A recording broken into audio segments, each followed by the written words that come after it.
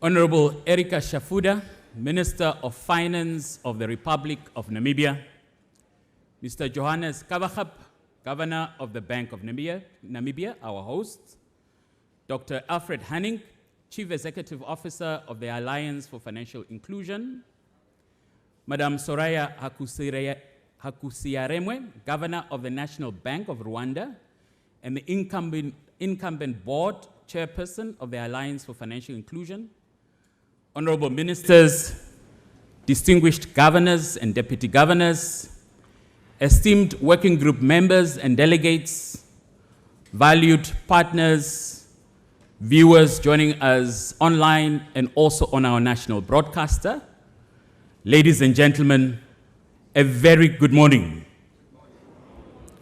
My name is Israel Bemburuka. I'm the Director of Strategic Communications at the Bank of Namibia, and I'll be facilitating the program this morning. It is indeed my singular honor to welcome you to the 2025 Alliance for Financial Inclusion Global Policy Forum opening ceremony, happening right here at the coastal town of Swakopmund, Namibia. This is a special gathering where the desert meets the ocean and where leaders of finance and inclusion meet to chart a brighter future. Over the next 2 days, under the theme Empowering Society, Enabling Growth, we'll share knowledge, celebrate milestones, and set direction for inclusive finance worldwide. For us as hosts, this gathering is also a signal of intent that Africa is not only participating in the global financial inclusion agenda, but it is also shaping it. At this point in time, let me invite the Governor of the Bank of Namibia to deliver welcoming remarks on this occasion. Governor, the floor is yours.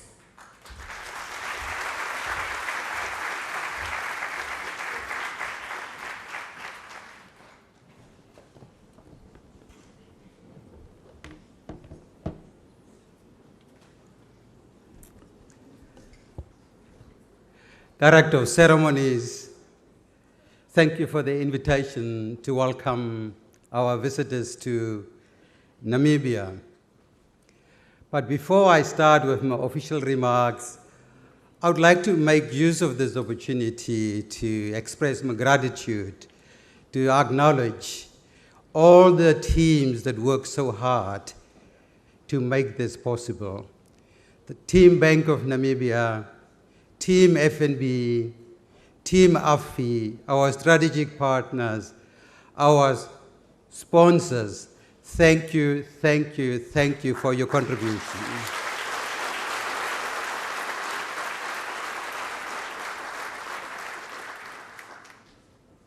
If the speaker shouts, one team, let the audience respond, one dream. Let's try.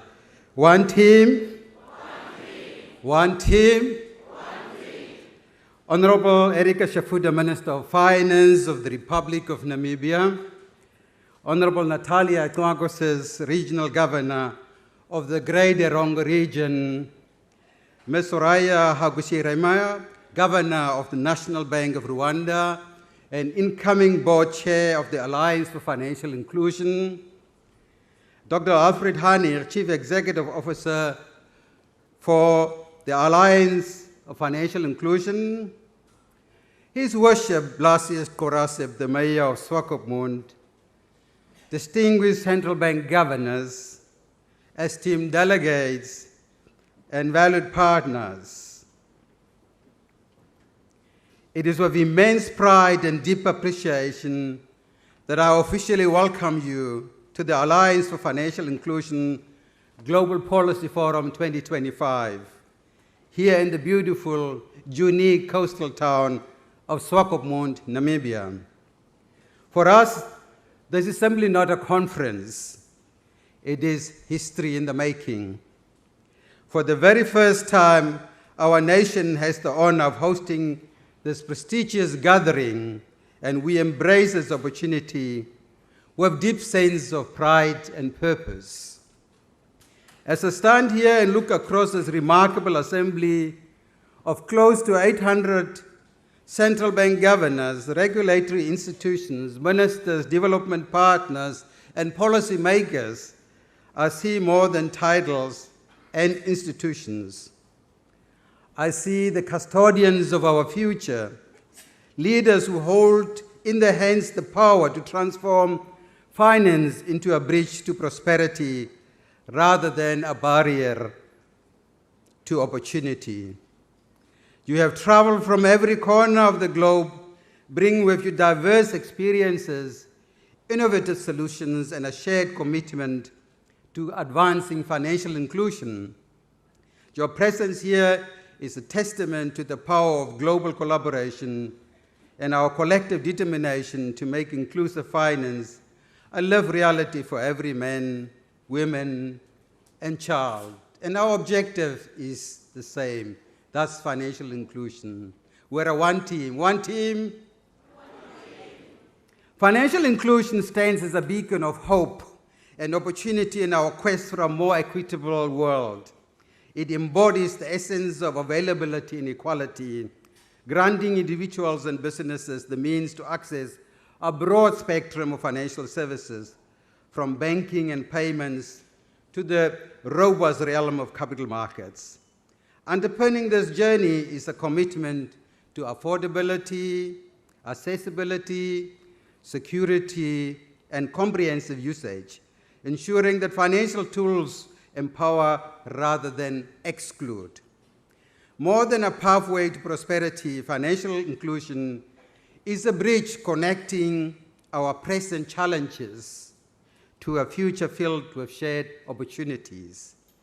In this interconnected global landscape, financial inclusion is not merely access, it is the very foundation of empowerment, driving sustainable development and healing the fractures that threaten our shared humanity. The theme of this year's forum, Empowering Society, Enabling Growth, speaks directly to our shared mission. Empowerment is not just about opening a bank account or accessing credit. It is about restoring dignity, widening opportunities, and creating real pathways to prosperity for those who have been excluded for far too long. The challenge before us is immense. Today, nearly 700 million people, about 9% of the world's population, still live in extreme poverty, surviving on less than $2.15 a day. In sub-Saharan Africa, this burden is heavier still. Almost 1 in 3 people live in such conditions. And inequality compounds the problem. The richest 10% hold over 70% of global wealth, while the poorest half share a mere 2%. This picture is even more troubling when we consider our youth. Around 260 million young people between the ages of 15 and 24 are neither in school, nor working, nor in training. That is 1 in 6 of our young people worldwide. To leave them out of economic participation is to squander the potential and to risk the very growth and stability of our economies.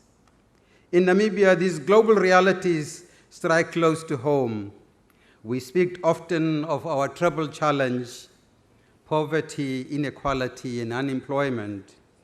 Our unemployment, particularly among the youth, is stubbornly high, and the country still ranks among the most unequal societies in the world, with a Gini coefficient above 0.59. Almost 1 in 5 of our people live below the national poverty lines. These are not just statistics, they are the daily struggles of families in our villages, settlements, and towns. They are the realities that demand urgent collective action. Financial inclusion then must not only be treated as a side issue, but is also an important catalyst for empowerment and social transformation.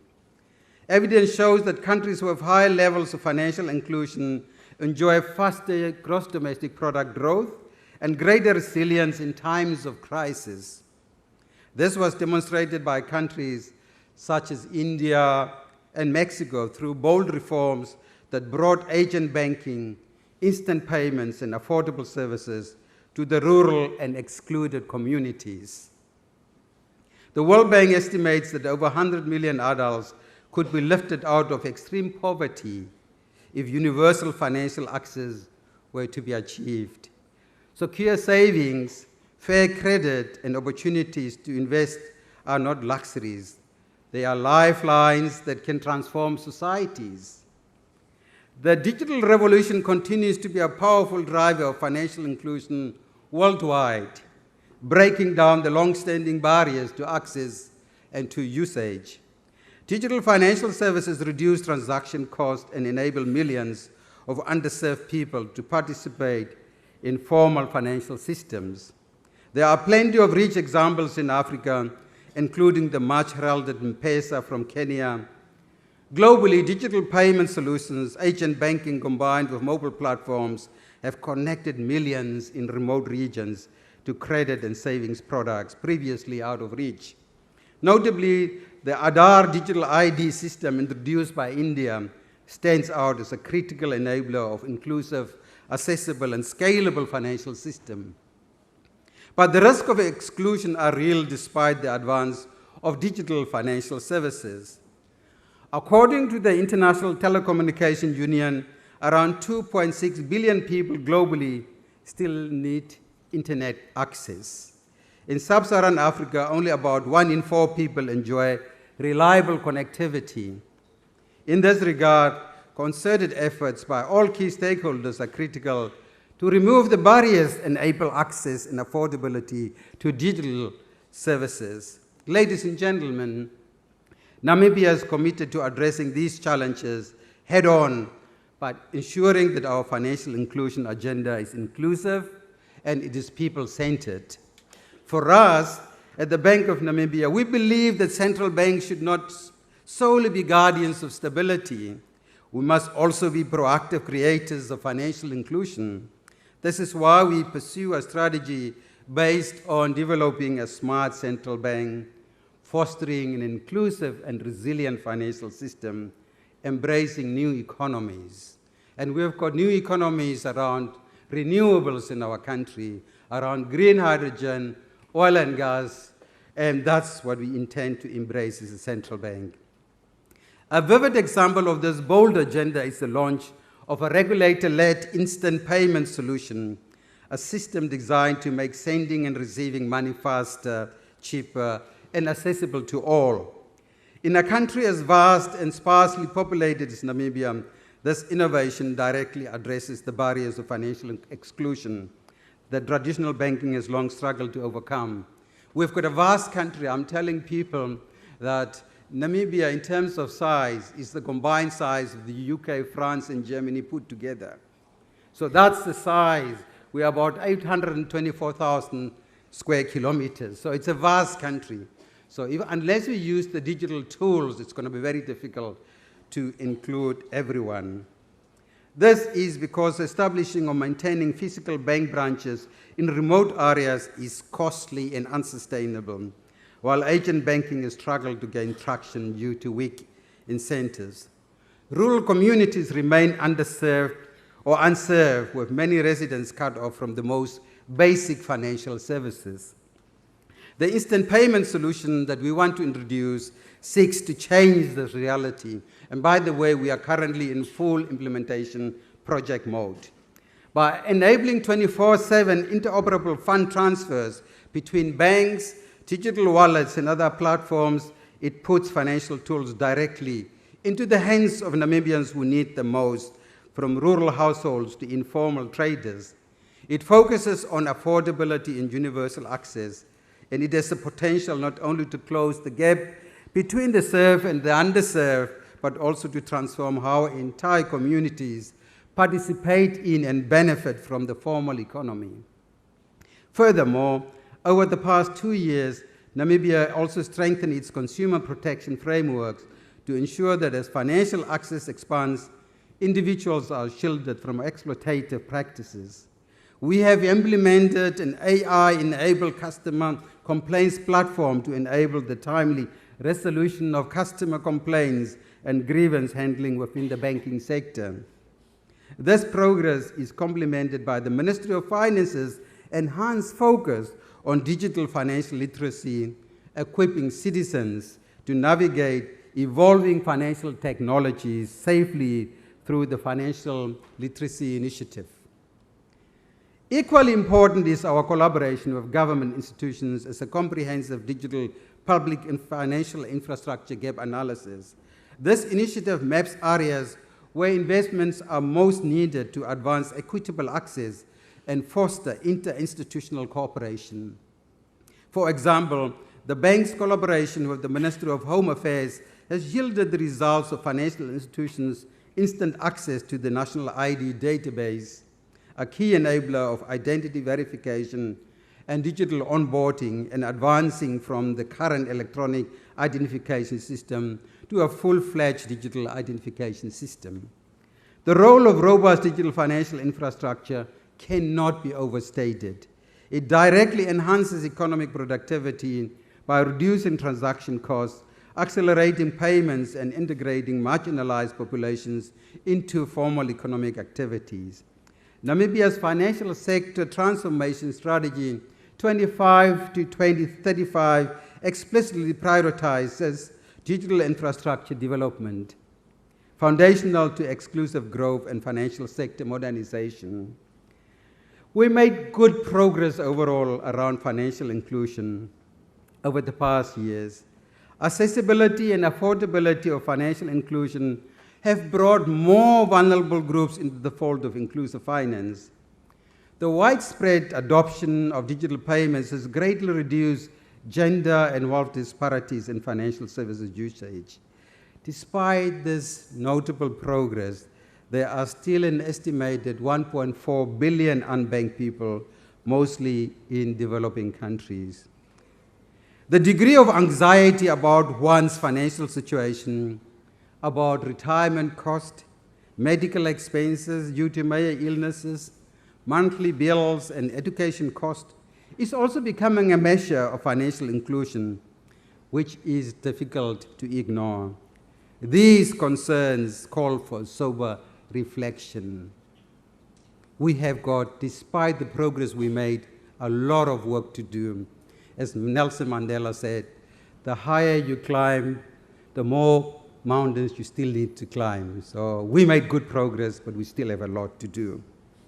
The Alliance for Financial Inclusion has been a beacon of solidarity and shared progress. Namibia's journey has been enriched by this community.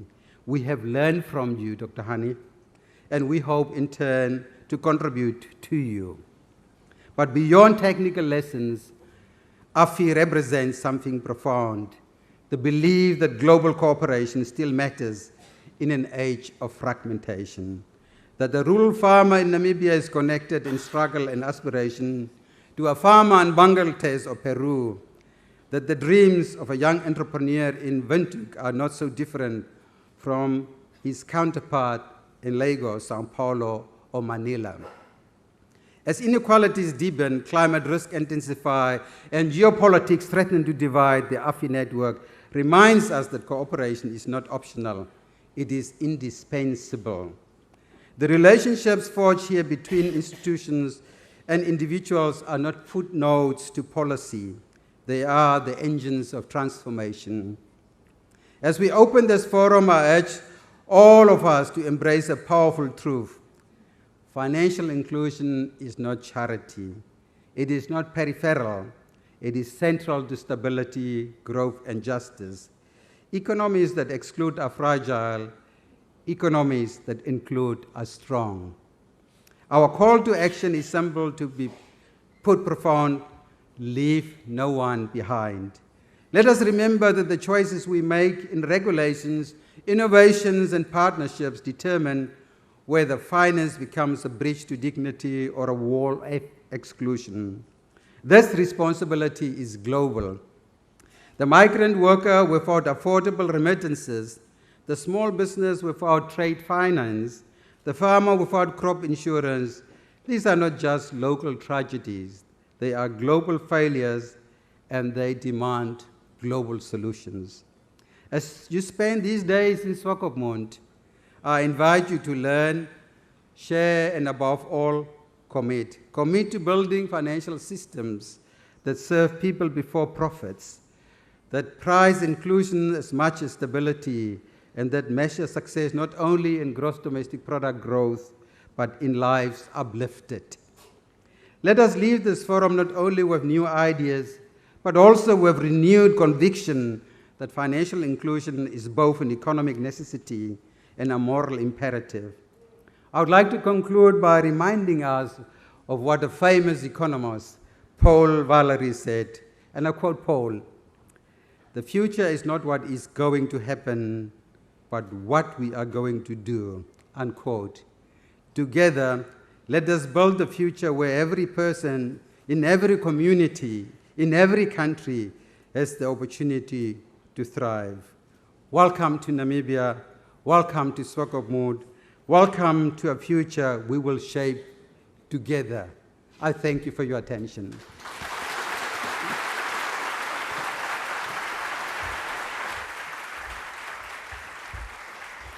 Thank you so much, Governor Kavachap, for that inspiring, welcoming address. Ladies and gentlemen, collaboration with the private sector is essential in advancing the financial inclusion agenda. Please welcome Mr. Conrad Dempsey of FirstRand Namibia, who represents one of Namibia's financial institutions.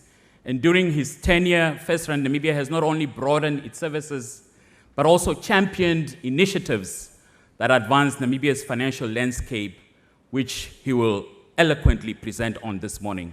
Mr. Dempsey, the floor is yours. Thank you. Good morning.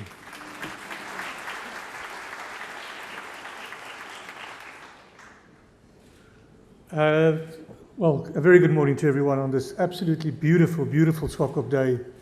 I think the weather, we couldn't have asked for better. I'd like to stand on the protocol already observed, but a particular special good morning to our Honourable Minister, Erika Shifuda. And as introduced, the partnership between public and private sector is an absolute essence here. It's also great to see our other bank and non-bank partners, and I specifically use the word partners because when it comes to the topic of financial inclusion, we move beyond competitors into partnership, and I suppose the competitive side keeps us honest to solve for society. One cannot talk about Namibia at the moment without covering the topic of the intersection on oil and gas and the opportunity set that this presents for greater inclusivity and a more prosperous society.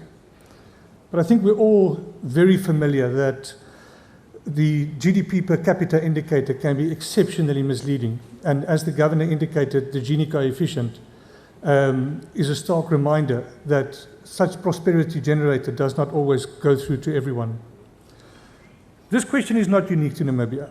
It's continental and global, where growth and prosperity lacks inclusivity. It also asks us to very honestly reflect on what we mean when we talk about financial inclusivity. Is it access to economic activity, access to participation, or access to financial services? I suppose the magic is when all of these come together. It's so great to see so many representatives from all over the world here. And often when you travel, I say you can learn a lot from taxi drivers.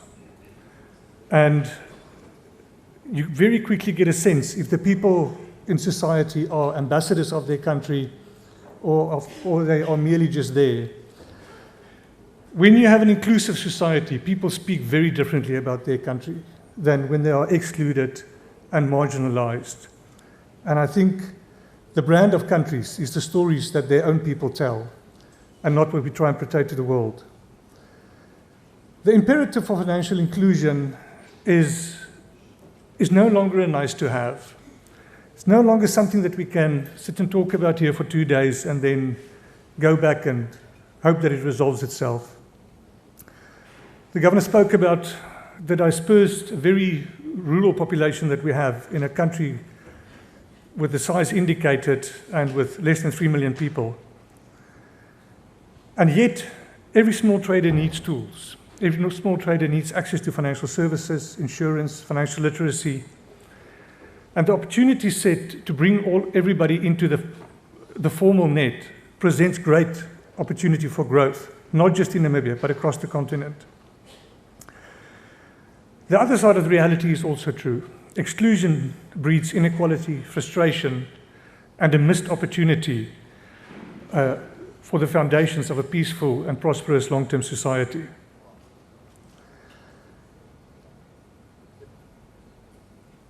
We often talk about, practically what does this mean?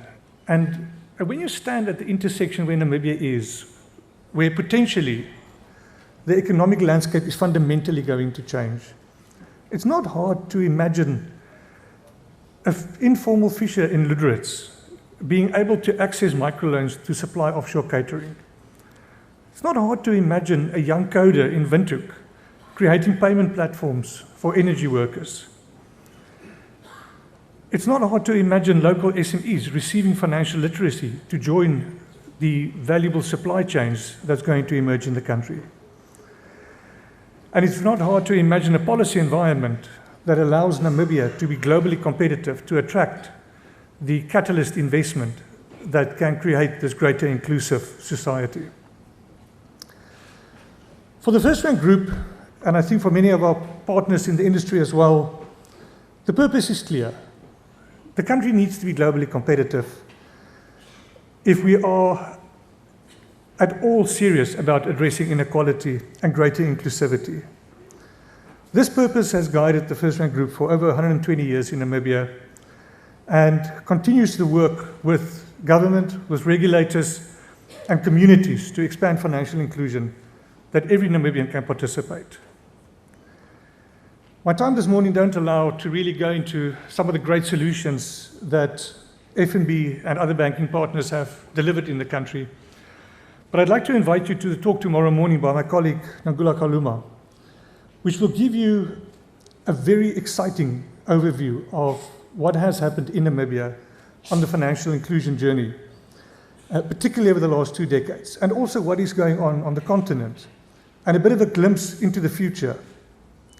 It's a journey of breaking barriers with mobile money and leveraging technology for the inclusion of many people that traditionally struggle to, in any meaningful way, participate. It's a journey that complements access with empowerment in credit, real support, sustainable finance, and financial literacy. It's a journey that I think Namibia and the African continent is really only starting to experience the extremely exciting possibility with the very large youth that we've got and the graduate endowment that we sit with in the continent and in the country. But as I said earlier, we cannot solve for this alone. We cannot solve for this as one bank, one industry, or one country. Capital is global, skills are global, literacy is global, and this is a global problem that we need to solve. Small items like progressive KYC is absolutely vital. And one in 10 Namibians don't have a formal ID. Yet, we want to give them safe, regulated access to financial services. So the risk frameworks that we design and work with our governments and regulators need to account for these nuances of an imperfect world. Interoperability and agent economics is absolutely critical. But agents must be profitable. The incentive for agents to provide these services in the smallest rural areas must be there. The accessibility and access is a factor of the real economics of making this work. I think important for us, inclusion is not just digital. It's very easy when you have these financial inclusion discussions to purely have a digital discussion. It's a very human discussion. It's a discussion about trust. It's a discussion about literacy. It's a discussion about consumer protection. And these are, I think, cornerstones that are as important and probably more important than the technology aspect that we bring to the conversation. Financial inclusion requires regulators who enable frameworks, and synchronization between regulators are absolutely critical.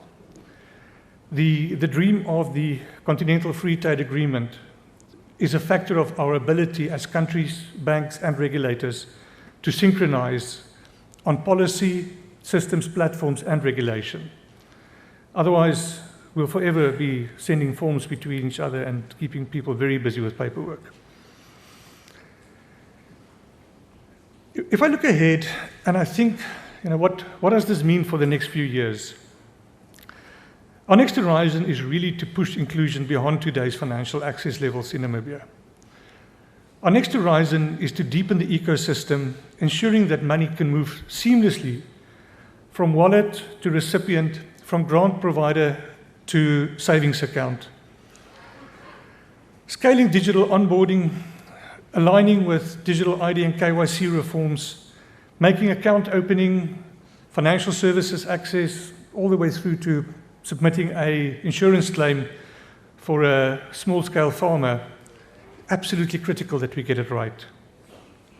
Investing in youth and SMEs is absolutely critical for us to have sustainable financial inclusion in order for it to translate into sustainable enterprise growth and eventually job creation and a prosperous, peaceful society. Through these steps, I believe this industry will not only serve Namibia, but also contribute to a more competitive Africa. In closing, financial inclusion is a true measure of national prosperity. In the case of Namibia, we're excited about the prospect that our natural resources may fuel our economy, but financial inclusion will fuel our future. At First Rand, and particularly FNB today, our vision is not just to bank the privileged, but to bank the possibility of every African in every town, city, village, and to ensure that history looks back at moments like today and tomorrow and say, some of the changes started there. As a result of the conversations and decisions, I'm included today. My family is included. My business is able to grow. I suppose standing here, it's a bit like preaching to the choir. We are all here because we are serious about it and passionate about it. And we choose shared prosperity. So on behalf of the entire FNB team here, I'd like to thank you for your partnership. I'd like to thank the Bank of Namibia for bringing this opportunity to Namibia and adding Namibia's voice to the conversation. I believe together that with the right innovation, purpose alignment, and policy alignment, inclusion is no longer just a discussion point. It's a reality, and it's something that is very good for business and very good for economic growth. Thank you for your time.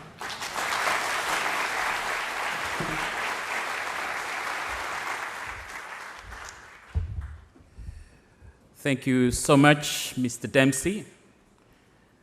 And the weather is indeed cooperating today.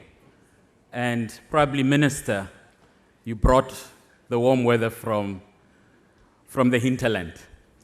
We now continue with opening remarks from two distinguished leaders who embody the global commitment of AFI. First, may I invite Madame Soraya Hakusiaremwe, the Governor of the National Bank of Rwanda and Chair of the AFI Board of Directors. Governor Soraya has been a leading voice on how financial inclusion can uplift women and the youth, and how innovation can bridge divides. Madam Governor, the floor is yours. Thank you very much, Master of Ceremony.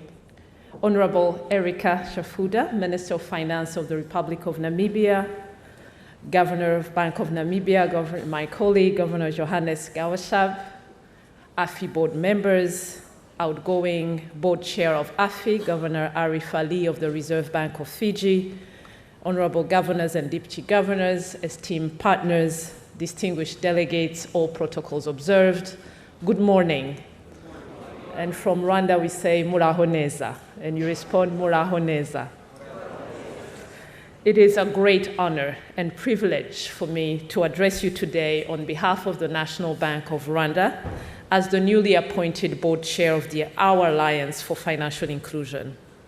And I'm truly humbled to step into this role and to continue working with a community so deeply committed to advancing financial inclusion and financial resilience for all worldwide. And let me start by thanking the government and the people of Namibia for the warmest of hospitality and for all the facilitation they've granted to us all. We thank you immensely.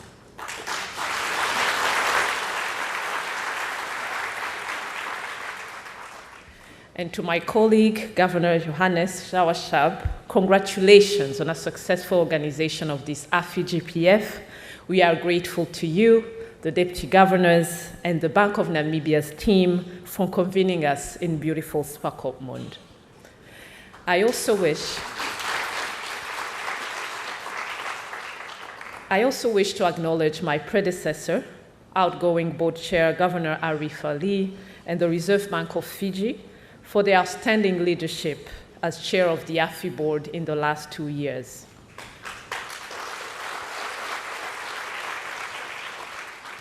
Your tenure, Governor Arif, strengthened our network, its collective reserve, it's expanded our global reach and deepened our commitment to inclusive finance. I would also like to express our sincere appreciation to Dr. Alfred Hanig, CEO of AFI, whose visionary stewardship continues to guide this network of 90 institutions across 84 countries.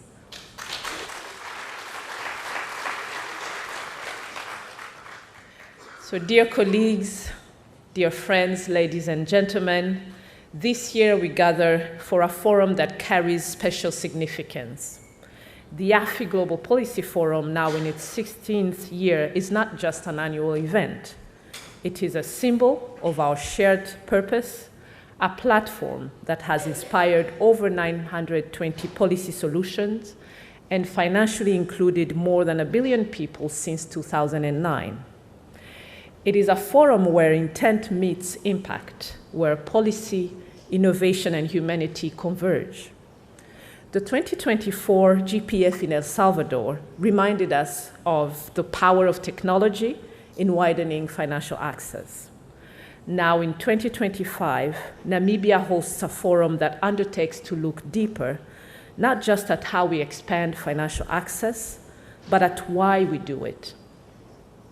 This year's theme, Empowering Society, Enabling Growth, underscores a fundamental truth, that financial inclusion is not merely a question of numbers or reach, it is a human issue. It is about equity, dignity, and opportunity. When we empower individuals with the right financial tools, we are also enabling communities to thrive, economies to grow, and nations to become more resilient. And this vision is beautifully captured in the official logo of this year's GPF, which shows Namibia's golden dunes meeting the Atlantic Ocean, symbolizing transformation, convergence, and sustainability. Just as the shifting sands reflect a world in constant evolution, so must our financial systems adapt, converge, and remain anchored in sustainable development. We will be proud to introduce during this GPF the Swakopmund Call to Action, a bold reaffirmation of our shared commitment, and this declaration challenges all stakeholders, governments, regulators, central banks, financial institutions, and development partners to move from vision to action. It builds on the legacy of the Maya Declaration and other regional commitments, including the 2019 Kigali Statement to accelerate financial inclusion for underserved groups. It lays out a practical, human-centric roadmap for a future where financial systems empower, include, and sustain. Ladies and gentlemen, dear friends, as we deliberate over the coming 2 days, let us not lose sight of the human dimension of financial inclusion. Because behind every policy, every statistic, there is a young person in San Salvador aspiring to build a business. There is a woman in Jordan seeking autonomy. There's a rural farmer in Uganda hoping to invest in their land, or a displaced person in Sudan looking for financial dignity. In the context of the African continent, this forum also speaks to regional aspirations. For instance, the SADC and EAC's push for innovation and promotion of regional instant payment systems, as well as the African Continental Free Trade Area's vision of a unified market, which reinforce the critical role of financial inclusion in driving trade, investment, and industrial development for our continent. Platforms like the Pan-African Payment and Settlement System, PAPS, are already reshaping financial landscapes and reducing barriers. Yet, this momentum does not exist in isolation. It unfolds against a backdrop of complex global dynamics, shifting trade policies, and growing uncertainty toward international development finance. In this evolving landscape, we must ensure that financial inclusion remains a global public priority, well anchored in impact. And financial inclusion must remain resilient to political shifts. But this requires forging strategic partnerships that honor African agency, amplify regional voices, and deliver solutions that are not only inclusive, but also sustainable and locally grounded. As incoming chair of the Alliance of Financial Inclusion, the National Bank of Rwanda will lead the AFI network's collective efforts to deepen financial inclusion globally, while paving the way to financial resilience and wealth creation for all.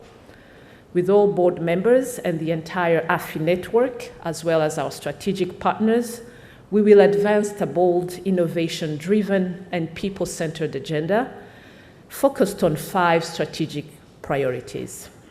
The first will be to promote a supportive regulatory environment for fintechs by advancing innovation-friendly policies, including regulatory sandboxes, advancing proportional regulation, open finance, cross-border licensing, mutual recognition, and consumer protection, aiming at driving fintech growth and regional integration across the AFI network.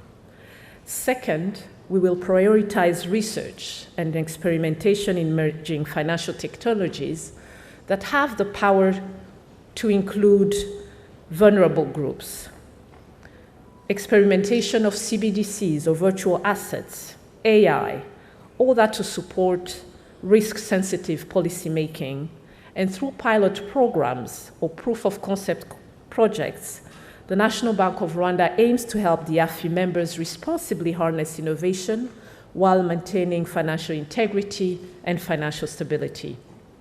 And third priority will be shifting from access to financial services to usage towards wealth creation, while financial resilience and long-term financial well-being of households and small and medium enterprise, ensuring inclusion delivers real, lasting impact for individuals, communities eager to create wealth in and for our countries. And fourth, we will continue to advocate for developing countries' needs in the international financial architecture. For instance, promoting anti-money laundering and counter-terrorism financing standards and frameworks, which do not undermine progress made in financial inclusion and which do not unfairly exclude developing countries from international financial services.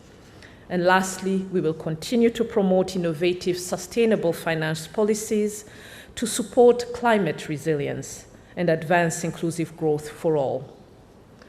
Dear colleagues, esteemed delegates, we stand at a defining moment where urgent questions are being asked about the future of growth, about equity, and about resilience.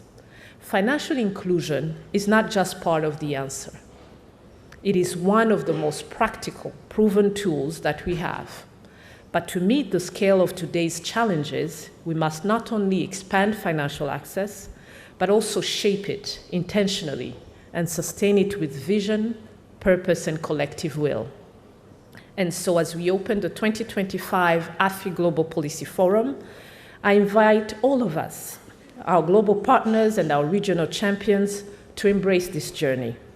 Let us think boldly, act with shared purpose, and remain steadfast in our pursuit of a future where every individual, regardless of geography or circumstance, has a genuine chance at financial empowerment and meaningful economic opportunity. Together, let's lead the AFI network in building empowered society that drive inclusive growth, as well as communities which create wealth and financial well-being.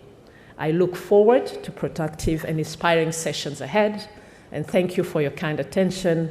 Merci beaucoup. Tangi unene.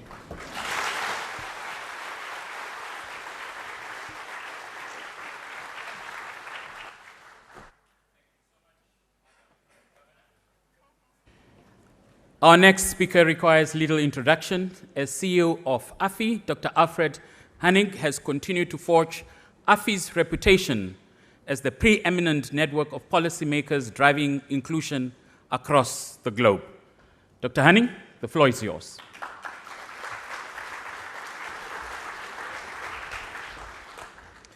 Yeah, thank you very much, MC. Minister Erika Shafuda, Governor Gabashap, and Governor Hakusi Remye, dear AFI members, partners, friends, dear family, nice to see you. And I would like to just pick this up and say, one dream. One team. What is it? One dream? Thank you so much. Fantastic. So we can start, huh? Yeah, we always steal. We always steal from people, you know. That's the character of a network. Well, yeah, but let me briefly say that, of course, we also welcome the AFI new board members. Governor Soraya is with us. We have Governor Genya from Bank Papua New Guinea. We have Governor Jouari from Bank Al Maghreb from Morocco.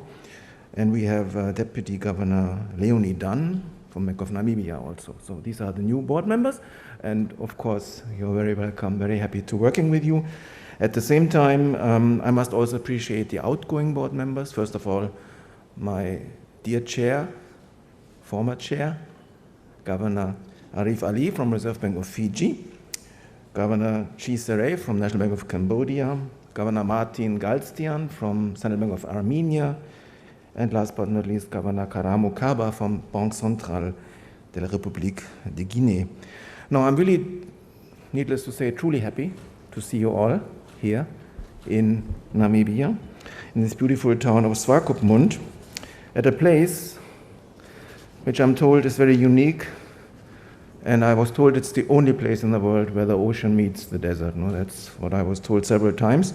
But I think when you look at the logo, this also stands, I guess, for the power and the resilience of nature, which we see in this very logo, which is indeed symbolic for our theme, which is empowering society and enabling growth, which is the theme of this year's meeting. Now, you all remember, and our former hosts from El Salvador are right here, when we left El Salvador 1 year ago, we were not able to confirm where the 2025 GPF would go, for a reason, because there were some delays in the preparations. But I can assure you that at this time, the preparations for Namibia were already underway. We just couldn't talk about it. We are extremely grateful to you, Governor Gabashap, the whole Bank of Namibia team, the national authorities, and the stakeholders from this country for bringing the GPF to Namibia. Thank you very much.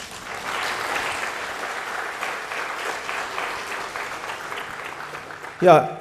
An incredible amount of work is going into hosting such an event on this scale, and I can assure you, and I think you are all aware of it, our host is pulling all the stops to ensure an unforgettable experience for us while we are here. But of course, we also thank the public and private Namibian co-sponsors of this event. Thank you very much.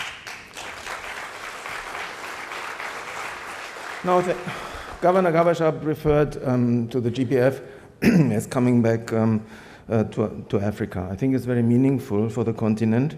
And as you know, ever since AFI has been created, when we started, even in 2009 in Kenya, Africa has been one of the driving forces in financial inclusion ever since. And so much innovation and leadership emerges from here. Yeah?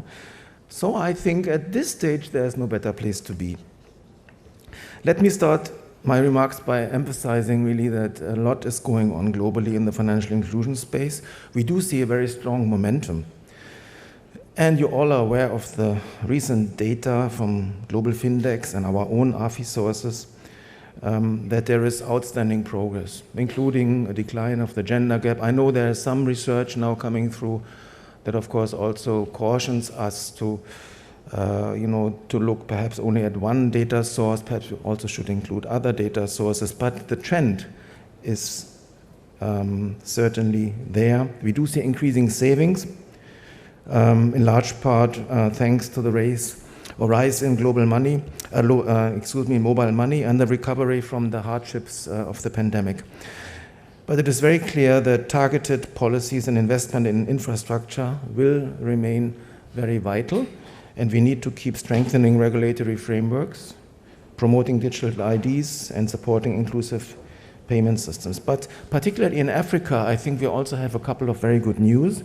In sub-Saharan Africa, the share of adults with an account has grown from 24% back in 2011, 24, to 58% today over Africa. I think that's quite remarkable. And what is coming out from the Findex again, very interesting, among mobile money users, the gender gap has actually disappeared. That's quite an interesting result. Now, our host country, Namibia, I think is an excellent example of progress on financial inclusion. The country's achievements in instant payments, MSME, financing and regulating innovation are remarkable, and we are looking forward to learning about your experience and how these successes have been achieved. But I'm very sure none of these successes, none of the progress on financial inclusion has happened by accident. The gains, I'm sure, have been hard-earned. But we still have a long way to go, and I think it was mentioned. While the global gender gap is narrower than ever, it remains still high. In some regions, as high as 30%. That is actually not acceptable. And the 1.3 billion adults that are still without access, 50% or 55% of them women who remain financially excluded, is still a major challenge for us. That's why we also have gender inclusive finance as a main topic of our first panel. I wanted to share with you a small anecdote about gender, if you don't mind. It's a personal one. And I wonder whether anybody in the room can give me an answer to this. You know that I have a 7-year-old daughter. Yeah? And she asked me recently, it was a serious question. She asked me, Daddy, is God necessarily always a man, or can it be also a woman? I must admit that I had no answer. But then she continued and asked me, applied the same question to Santa Claus.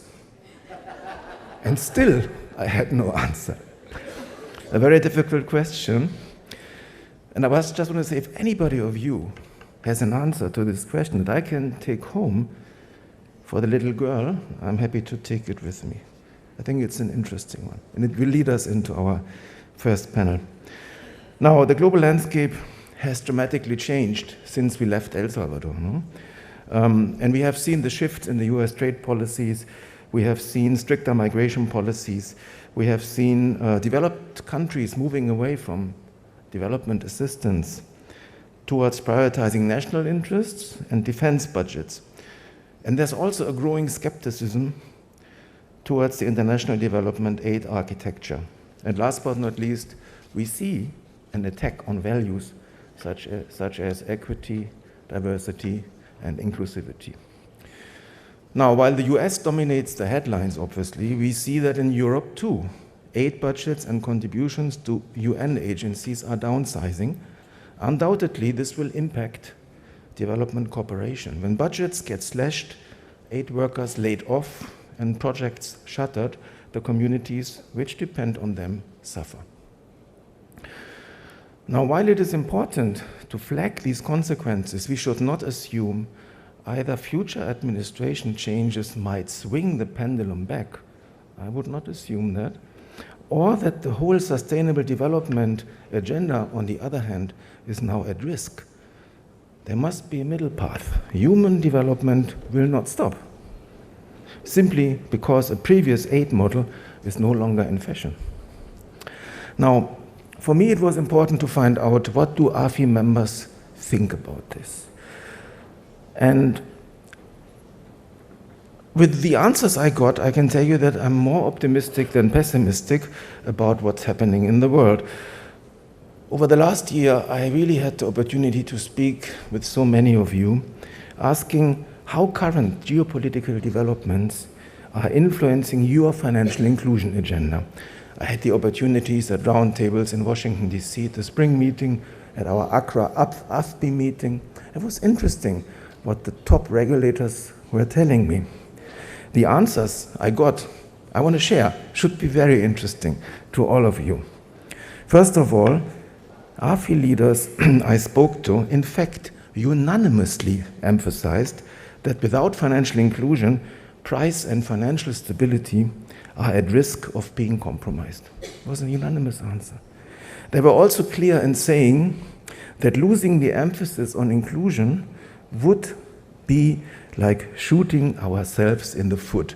And I'm now looking at one person who said this, but this was Chatham House, so I can't look too long at her, but that's what the person said. I found it very interesting. And there is no justification for us to change, even if some international organizations have already begun to change their narrative. Yeah? Many members pointed out that financial inclusion is critical for protecting the most vulnerable and for providing safety in conflict situations. Now, with all this, the conclusion is that for developing economies, financial inclusion has become, and I think this is something we need to witness over the past 15 years, has become a permanent macro objective. It's a permanent macro objective, both because of its contribution to monetary and financial stability, but also because of its relevance for the SDGs. Now, these conversations really confirmed my view that I expressed earlier this year that AFI values that we all share, are not negotiable. And they are as permanent as the mandate of our members. I have been also very encouraged to hear from a number of funders in the financial inclusion space that their efforts to support financial inclusion will continue irrespective of changing narrative around some of the international organizations. Now, the criticism on the international aid is there for long. Yeah? So what is the criticism about? It is about lack of aid efficiency, there is donor drive and no country ownership, and the third one is we fail to create impact. When you look at these three, reflect on AFI. We are very aid efficient. I elaborated on that already at the last GPF. I even gave you numbers. The AFI model is incredibly efficient. Our members' commitments to pay fees for the services complements donor funding and increasingly helps us to raise the bang for that donor buck significantly. That's a fact. The second point, country ownership. Look around the room, you get the answer. We have very strong ownership. And what we do is very driven by national agendas. It is not imported. It is not flown in. It is not adopted from elsewhere without filtering it into the local conditions. It's ownership. And the third point, and I think that's the one that is the most critical here, the statement that we fail to produce, not we, but many of these institutions that receive aid fails to produce impact. We have done a lot on impact in the last year. I think you have seen all the impact stories that we have created, the videos that we are producing. We know about the attribution gap of policy to show actually what is happening on the ground. That is methodologically not easy, but we have started on an anecdotal basis to create stories, to show, and I think you gave a very good example, Governor Soraya, what happens when a poor person gets even a small access to a very simple financial services on the ground. There is impact, and we can more and more show this. Last year we had 104 policy changes in the AFI data portal that are registered, which is a 12% increase from 93. And we have also heard about the massive number of 1 billion that has been included as a result of AFI activities since 2011. 1 billion people. You can actually give a pat on the shoulder of your neighbor. This is fantastic.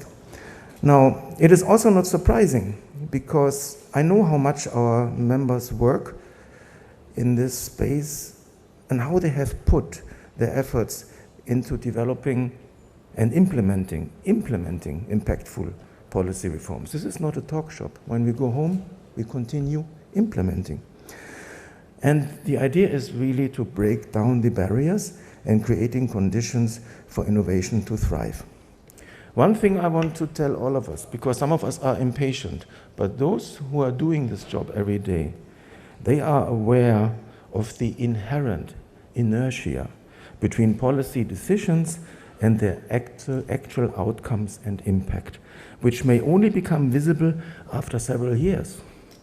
It takes time for us to deliver results, but once delivered, the results are enormous. The example of a fully loaded ship that takes time to pick up speed, but once underway, moves strongly, may illustrate what is meant by impact inertia. I think this is an important one. Now, why was this possible? I think it's openness. It's openness for cutting-edge solutions. It's openness to experiment. Recently, 2 weeks ago, I was in Kuala Lumpur at the Asia Business School, very interesting gathering, and there was this Nobel Prize laureate, Professor Merton, from Sloan, MIT, and he has studied over the years, very interesting research he presented, how financial innovations emerged in advanced economies over several centuries. And you could see, towards the end, it becomes very dense. Yeah? In the first 200 years, perhaps something here, something there, but then in the last 10 years, actually becomes very dense. Now, his main message, and I want to give this to you because I found it so compelling, his main message was that history reveals that best practice does not equate to best solution. And that rather than asking what has been done, we should focus on what could be done. I found that great. It struck a chord with me because for over a decade, this is exactly what the regulators in this room have been doing. They have been living up to this principle. Rather than just replicating tried and tested, developed world policies, they have asked, what could we do? And solutions that have produced impact have emerged. The research is clear. It pays off to be open-minded. I think this is a really interesting input that I got there, which is obvious. We know it, but it's nice to see that solid research can document this as well. Now, I have reason to believe that our funding partners are recognizing the value of this organization as their investment in AFI brings about systemic changes in financial ecosystems for the longer run, and not just to place band-aids in short-run gaps. And I think that's why I think we are well equipped with this cooperation model. It was mentioned. The cooperation model is strong. It has responses to the criticism that we have heard. In closing, let me express thanks and appreciation again. First of all, I would like to say to all of you who are here, to the members, to the partners, we are very grateful that you came. It's a long trip. For many of you, it's a very long trip. So we are glad you're here, and we know that the AFI Global Policy Forum lives and breathes through you. So thank you so much for coming. But to our co-host, the Bank of Namibia, under the able leadership of Governor Gavashap, for creating the conditions for the GPF to live and breathe. This is something we are very grateful for, and in this context, I would like to thank Deputy Governor Leonie Dunn, because she has been, together with her team, the mastermind behind the organization on the ground, and you were on the ground all the time. Thank you so much for this. But I also want to mention one person who is in the room, who many of you know, but she also played a role, because she played a role in pulling this GPF into Namibia. May I introduce you to Emma Hayambo, who made a very compelling case, who made a very compelling case for Namibia to be a great host for the GPF. Thank you, Emma.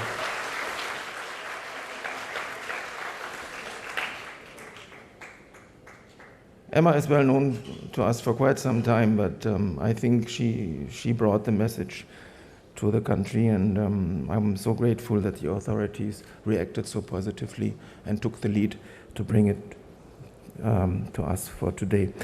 Let me also thank our many partners and supporters.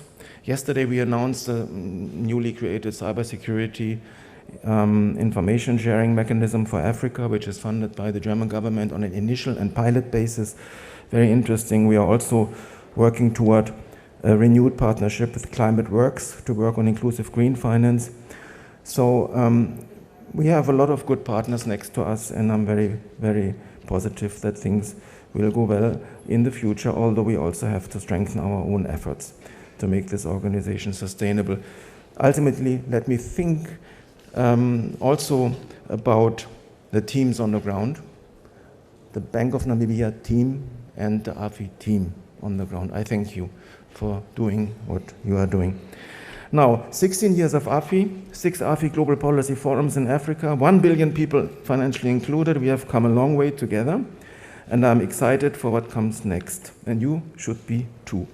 Before I go, let me share with you a very small story, not only from this continent, but also from this region that I've picked up maybe 3 months ago, when I spoke to one of the governors from this region, and I wanted to engage him into a discussion with me. And he said to me, look, in my village, when we want to talk, discuss issues, or find solutions, we meet around the fireplace.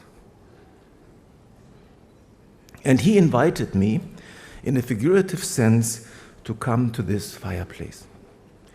With this in mind, I want to encourage everybody here to see Swakopmund during these days as our fireplace, where we come together to learn from each other and find solutions for a challenging future.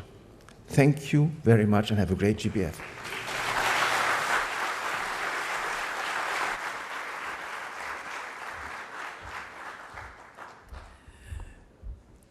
Thank you so much, Dr. Hanning. And indeed, tomorrow we'll be converging at a proper fireplace in the Kenyans. Looking forward to that as well. Our next speaker is no stranger to financial inclusion matters, ladies and gentlemen. Along with other policymakers, she championed the launch of Namibia's first ever financial sector strategy over a decade ago, when she was Permanent Secretary of the Ministry of Finance. She has since returned to familiar ground as Minister of Finance this year, with a clear vision to close the gaps with the launch of this year's Namibia Financial Sector Transformation Strategy under her leadership. A seasoned former senior Treasury official, her career spans more than 3 decades in public service and international development. Ladies and gentlemen, please welcome our keynote speaker, Honorable Erika Shafuda, Minister of Finance of the Republic of Namibia.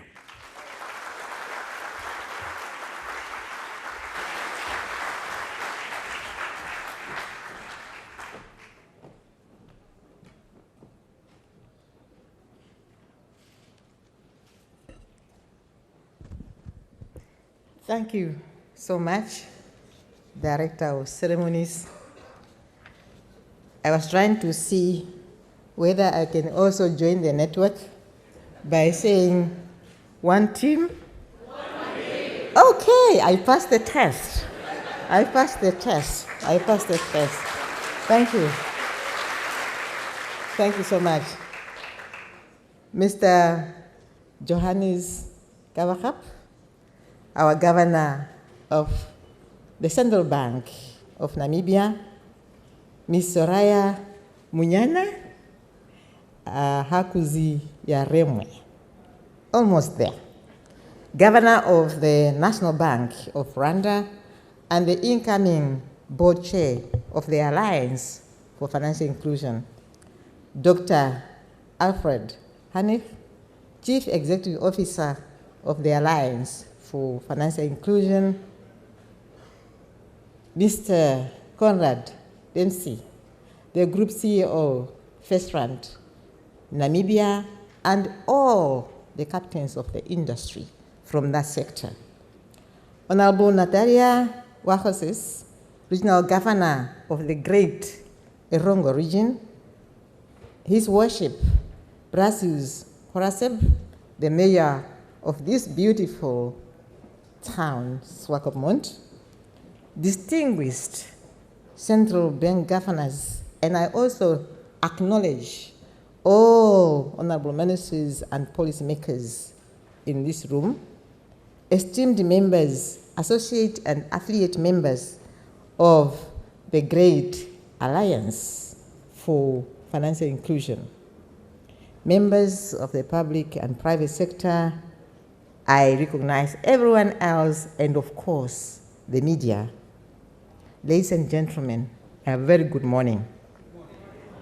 Before I start, I would want to convey a great warm welcome and special greetings from Her Excellency, Madam Netumbo Nandi-Ndaitwah, the President of the Republic of Namibia, who said she wanted to be here, but she couldn't due to other assignments, but she said a big, big welcome to all of you.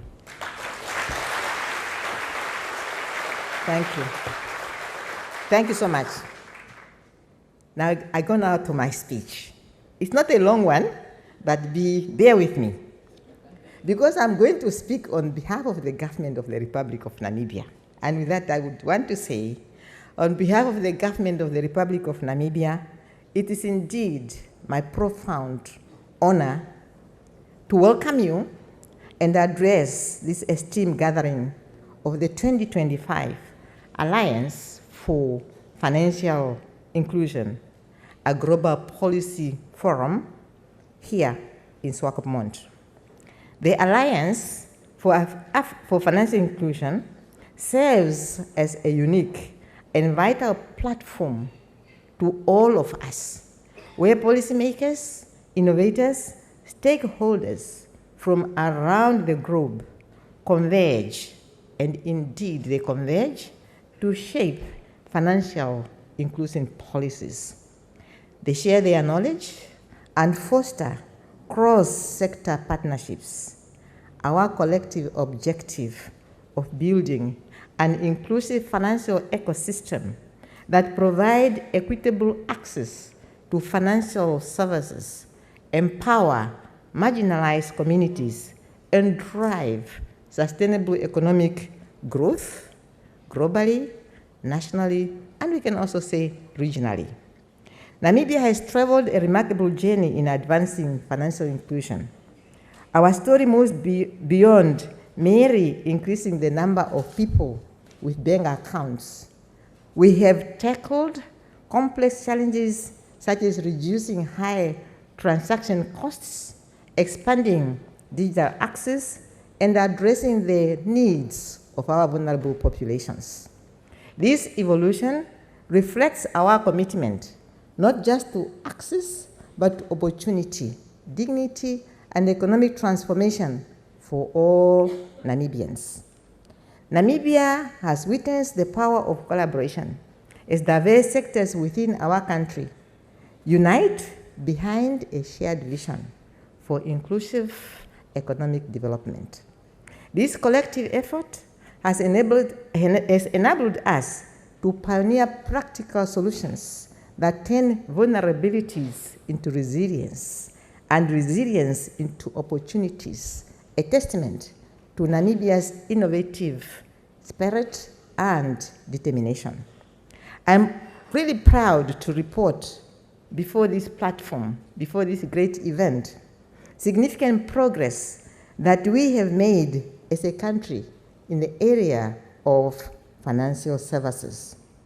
According to the FinScope Customer Survey of 2023, 78% of Namibian adults now have access to formal financial services. This is really a remarkable increase from 51% a decade earlier. Give me a round of applause. Thank you. Thank you, thank you, thank you, thank you so much. Therefore, it is through these collaborative efforts that we are able to empower our citizens to save securely, invest wisely, build resilience against shocks, and actively contribute to our national development. Notwithstanding what I have just said, we remain committed, and indeed we have shown astounding fortitude and resilience in the face of these deep socioeconomic challenges. Government continue to consciously shape its policies, and we do this with information that we get from researchers, from all other partners, so that then our policies can engineer our programs to deliver tangible and shared prosperity that our people have for so long yearned for. We recognize that all these efforts, if not accompanied by financial inclusion, will not make us achieve shared prosperity for our people. Distinguished guests, as a host of the 2025 Alliance for Financial Inclusion Global Policy Forum, Namibia is really, really proud to showcase its achievements and to engage with all of you delegates. And I understand you are almost 800. And if I can still round to other figures, 1,000. Thank you, thank you, thank you, thank you, thank you so much. The 2025 AFI Global Policy Forum represents more than a gathering. It is really a movement, a place where ideas can really take shape. Innovations are brought to light and partnerships blossom. It is here, through shared commitment and collaboration, the financial inclusion becomes more than a vision. Like I have said, it becomes a transformative force in people's lives.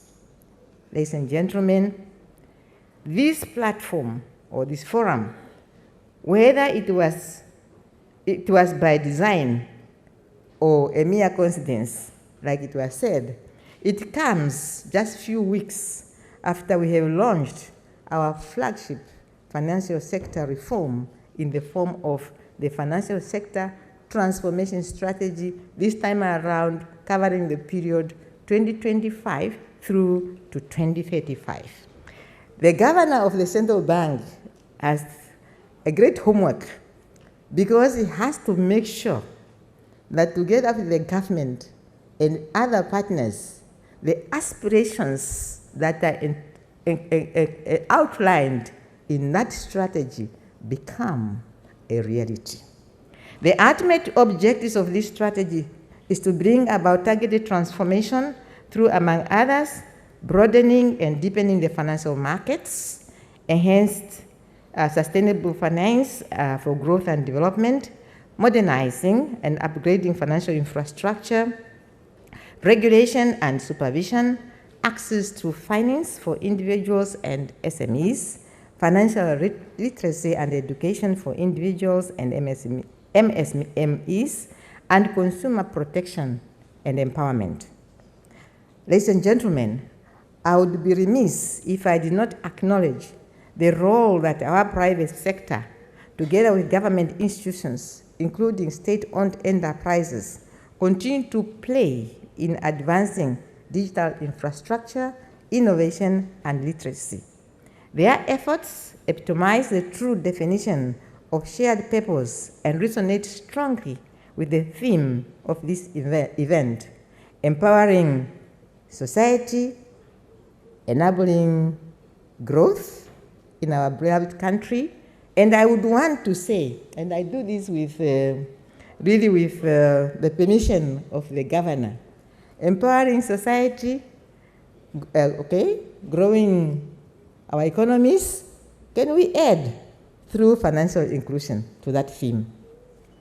The digital revolution offers our countries an unprecedented opportunity to leapfrog traditional barriers. We are investing not only in broadband infrastructure and platforms for money transfers, but also in building a comprehensive digital public infrastructure that will support the foundations of a modern economy, from digital identity to proper registration to business licensing. These tools are critical for reducing costs and extending access to our informal traders, our farmers, our micro entrepreneurs, who remain vulnerable to economic shocks. To this end, and from a Namibian perspective, Bank of Namibia, with key national institutions, have embarked on a comprehensive gap analysis of Namibia's digital public infrastructure. The insights will guide the development of a national strategy and roadmap to accelerate rollout and ensure effective implementation. But we are not stopping with payments or basic banking. We are exploring how blockchain, artificial intelligence, and other emerging technologies can be harnessed, not for prestige, but for the benefit of our people. Not for speculations, but for inclusion. Our goal is to create new value, enable new autonomous actors in our financial ecosystem, and unlock the potential of digital innovation to transform lives across Namibia. Ladies and gentlemen, it must be paired with digital financial literacy. Our citizens must not only use the tools, but intimately understand them. Our financial literacy initiative, led by the Ministry of Finance with the support of the Bank of Namibia and all other platform partners, coupled with other private sector-led initiatives and donor-funded partners, has now reached over 65% of adults and is expanding to include cybersecurity, fraud prevention, and safe borrowing practices. We have observed an alarming rapid increase in cyber and fraudulent-related incidents. These incidents, while indiscriminate, it is often those at the periphery who really suffer most the consequences. We have learned that inclusivity is not automatic or accidental. It must be intentional. And it must be intentionally designed so that then it can really make a difference. Therefore, we must continuously tailor products and support mechanisms to address unique barriers faced by, among others, women, through saving groups, tailored credit and entrepreneurs programs. The youth, we have already been informed that youth unemployment in Namibia stands at 44.5%. That is a big percentage. So through these programs, we should really assist them through startup capital and integrated financial education. But we should also not leave out persons with disabilities. We should support them through accessible infrastructure and strengthened social protection linkages. These efforts are guided by our unwavering commitment to social equity and are embedded within our national development architecture, aided by global policy platforms like this one. And we once again appreciate the fact that AFI GF is happening in Namibia. Once again, thank you so much and congratulations. In this journey, let us act not only with agency, but with unwavering equity. Countries that are lagging, such as Namibia, should increasingly be supported not only through hosting events like this one, but with also tailored policies, programs, and actual resources to leapfrog, thereby closing global inequalities in all its forms. Today's event, under the great theme, Empowering Society, Enabling Growth, and I have added, through financial inclusion, marks a national milestone. Hosting this global policy forum places Namibia at the center of the global dialogue on financial inclusion and affirms our leadership in shaping inclusive and sustainable economies. To this end, I'm confident that central banks and the entire financial sector will continue to do their part and execute their respective mandates with diligence while contributing to advising governments, like the one of Namibia, on various aspects of financial inclusion. At the same time, I hope we, as politicians, will continue to listen to your advices and do our part and provide the necessary policy landscape to deepen financial inclusion. I also hope that the private sector will continue to do their part of ensuring that financial products are accessible, affordable, in other words, correctly priced for the masses, and that the savings of our people are protected and that their voices are heard. Ladies and gentlemen, we remain confident that this forum will provide the necessary ingredients and further impetus to accelerate the implementation of the African economy's financial inclusion strategies. In conclusion, I reaffirm Namibia's commitment to advancing financial inclusion as a cornerstone of our development agenda. Together, let us harness the power of inclusive finance to drive prosperity, reduce inequalities, and build resilient economies for future generations. I look forward to the call for action of Swakopmund. And with this, I really thank you and enjoy your stay in Namibia, fruitful deliberations, and explore the beauty of Swakopmund. Once again, thank you.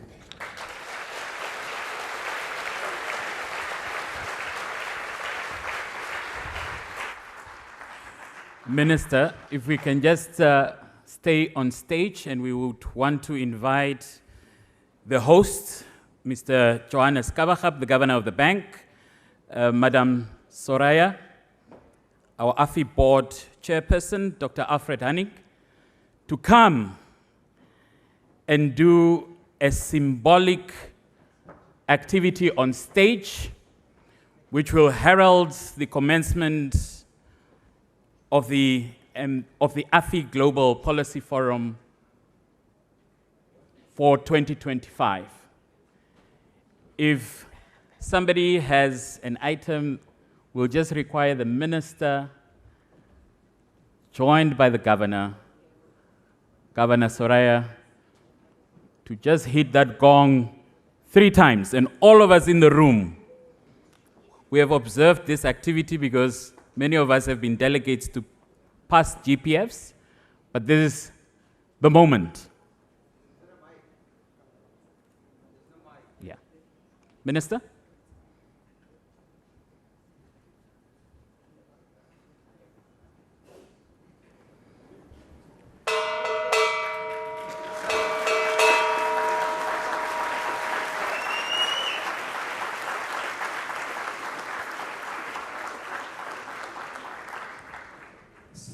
with that, we have now officially opened the 2025 AFI GBF in Swakopmund, Namibia, under the theme Empowering Society, Enabling Growth through Financial Inclusion.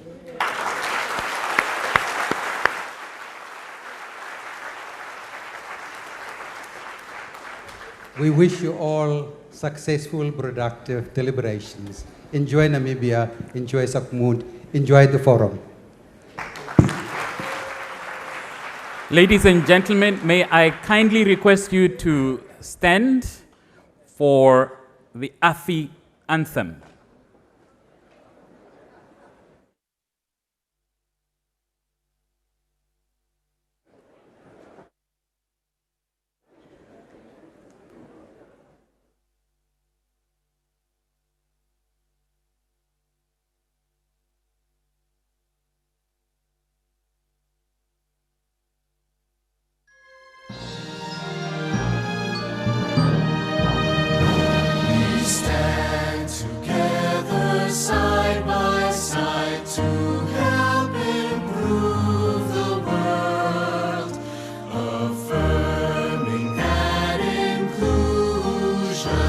Transform people's lives, and by learning from each other, we make progress side by side. We bring everyone with us, we leave no one behind. We're united, we're inspired by a common goal, an alliance moving forward in search of a better world.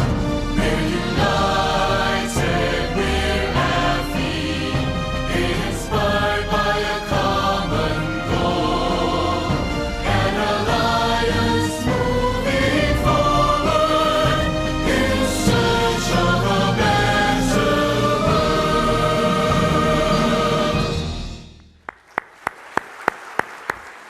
You may take your seats.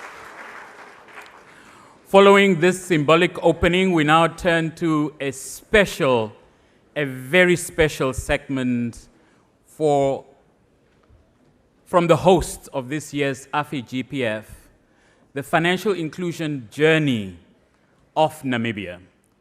We'll be showcasing how our nation's journey, achievements, and aspirations are taking place, are shaping within the global movement for financial inclusion. So take your seats and enjoy.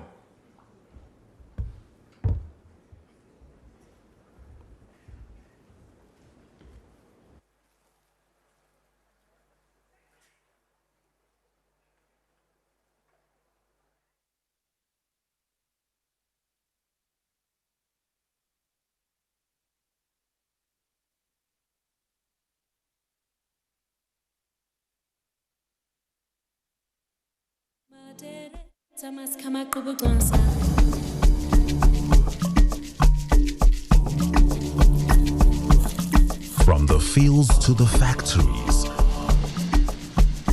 from the fishing boats to the city lights. Before the lines on maps, there was us. A rhythm carried from one hand to another, a spirit that moved together, each step lifting the next.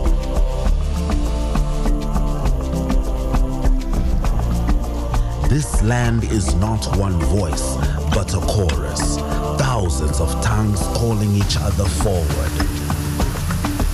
From the fisherman's net to the weaver's loom. From code written in the city to grain gathered under the sun, Africa moves with hope, with power, with all of us.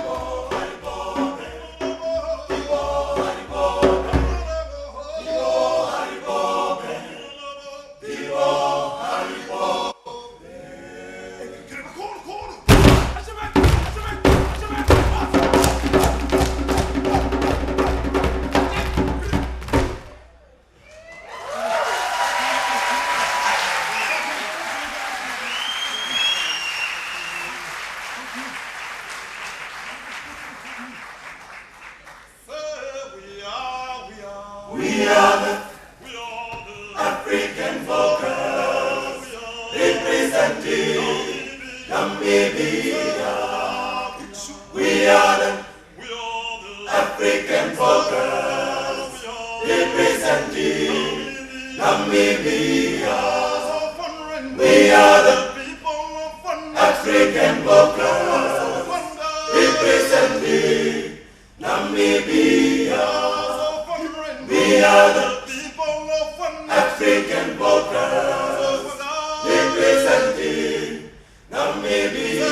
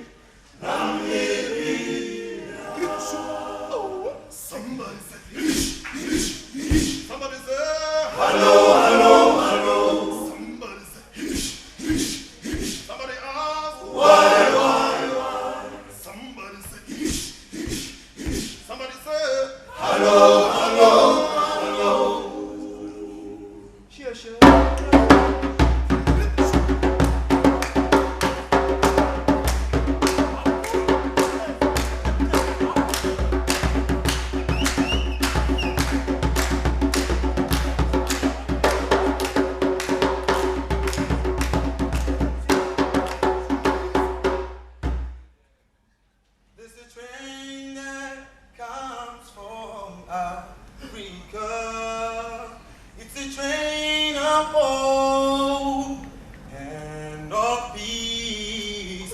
So come on, let's get together and get right on it. Sholosa, Stimelansa, Sholosa, Stimelansa, Sholosa, Stimelansa.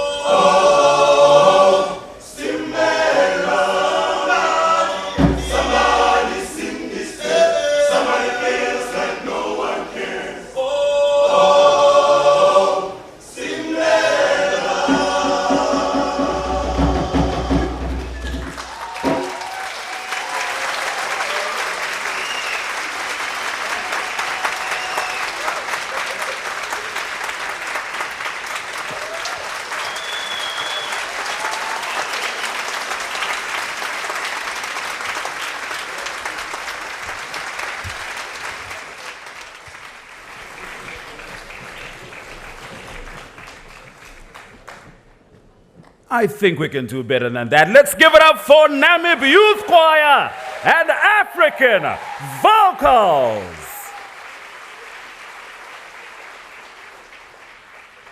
They came here with some original compositions, as well as compositions by Moises Domingo of Inchiology Studios, who also brought those incredible visuals to life.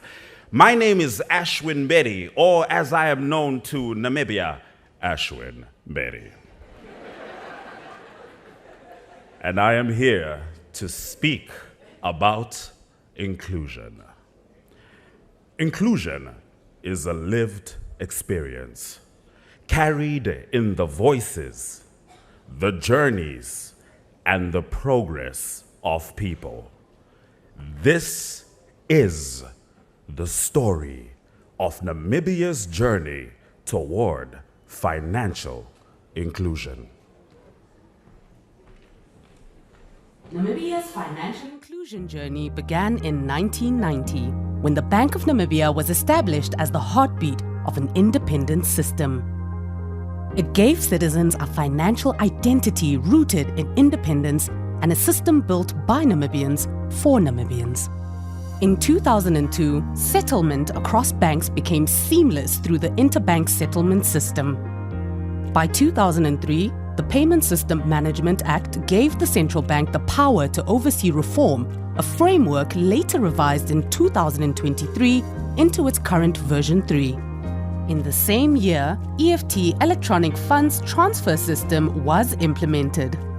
Electronic funds transfer followed in 2004, then check processing in 2005, with each step laying the rails for trust in a young economy. By 2006, banking leapt into people's hands when USSD cell phone banking was pioneered. In 2007, FNB Namibia extended this service to remote users.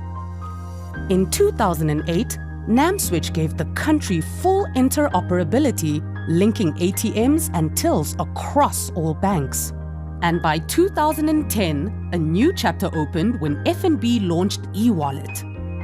In 2012, the e-money regulations were introduced by the Bank of Namibia. This policy enabled the growth and expansion to see e-money become part of the Namibian financial inclusion story. With the phone in hand, instant transfer became part of everyday life.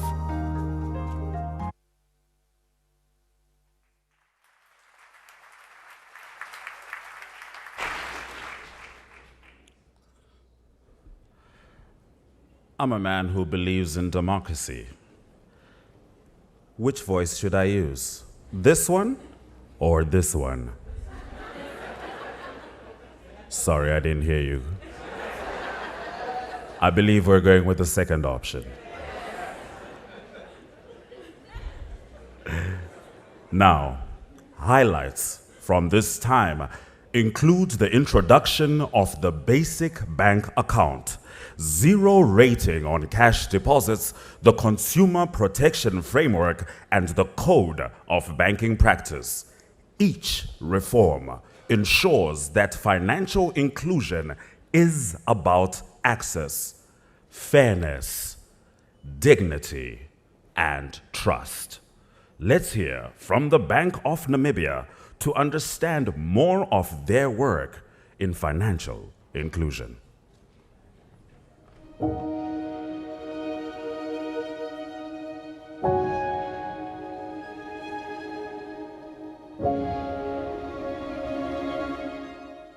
Financial inclusion is more than access. In Namibia, we regard it as economic empowerment or a tool for economic empowerment, because when you provide access to every Namibian in forms of financial services, no matter where they find themselves, you empower them to be able to contribute meaningfully. We also look at issues of financial literacy to ensure that Namibians are able to make use of financial services meaningfully. And then we also try to ensure that they are protected as they engage with the formal financial system. We have made quite significant progress as it relates to financial inclusion. On the access side of things, about 78% of Namibians currently have access to a formal financial service, and majority of this number is in favor of women. And we also have introduced a number of regulatory enabling legislations that have enabled financial service providers to provide services such as your e-money regulations, your basic bank accounts. We've stripped cash deposit fees. We have your agent banking guidelines and so forth. We've also established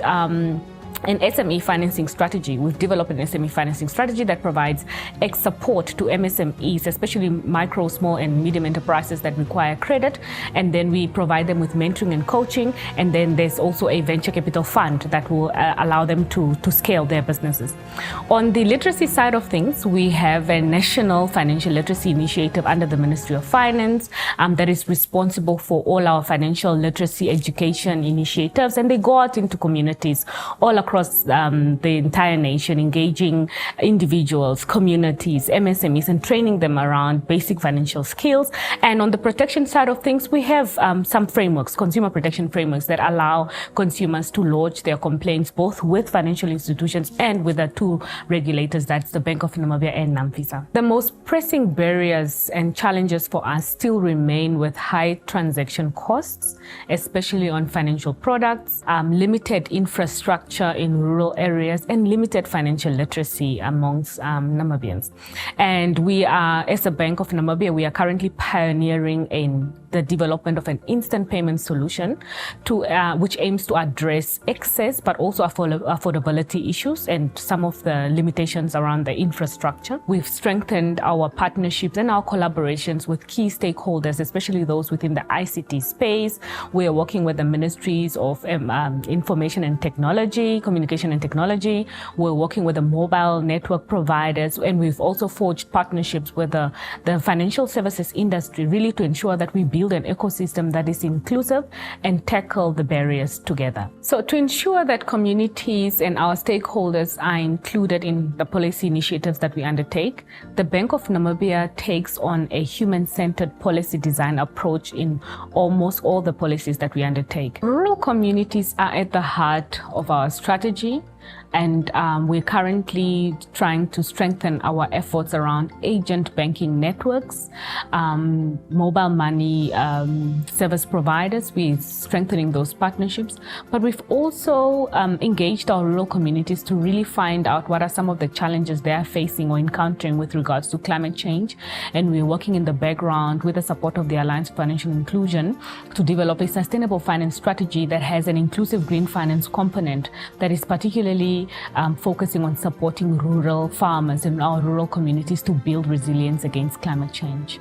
Success for us will mean that every Namibian, no matter where they are across the entire country, is able to access a financial services in a reliable, transparent, affordable, and convenient manner. And here we are talking about unique, diversified products for pensioners, youth, micro enterprises, informal traders, farmers. And we also want to ensure that these individuals are able to make use of these financial services meaningfully, meaning that they are participating responsibly and that they are enjoying full protection within the financial system. In 2013, Namibia saw its first full-featured banking app, placing full-service banking in every pocket. By 2016, e-wallet reached 1 million transactions each month, with 7 in 10 users actively relying on it. Trust in digital money was no longer a question. It had become a way of life for many households. Meanwhile, the Bank of Namibia held inflation steady within a 3 to 6% target. Stable prices meant families could plan ahead with certainty, knowing the value of their money would hold. In these years, banking was no longer a reward for the privileged. It became a right woven into the fabric of everyday life. By 2017, the value of e-money moving through Namibia had grown beyond 10 billion Namibian dollars. This was proof that digital finance was not only growing, it was transforming the national economy. With the revision in the e-money regulations, new services are enabled. This includes how Cash at Till came about and what paved the way for agent banking like Cash Plus.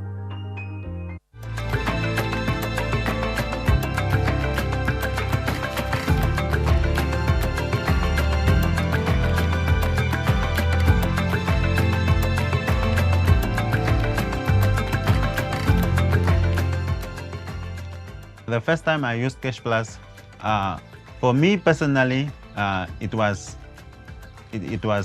so much exciting knowing that I'm now a partner with the bank. And then for my customers, they were equally excited and knowing that they can now bank close to home. Offering Cash Plus services has so much impacted my business. Because now imagine a person comes now and he wants to withdraw. Sometimes he does not have credit and then he buys credit from the same place where he is withdrawing.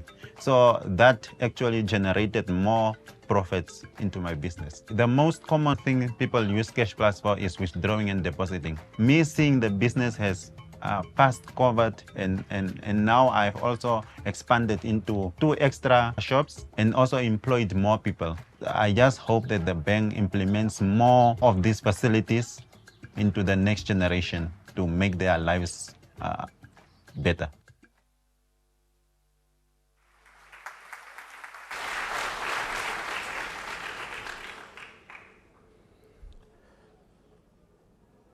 In communities with limited access to formal banking services, alternative channels do bring solutions. These are our people, Namibians who get impacted by the decisions that you make in this room. These communities live the policies that are created in conference halls.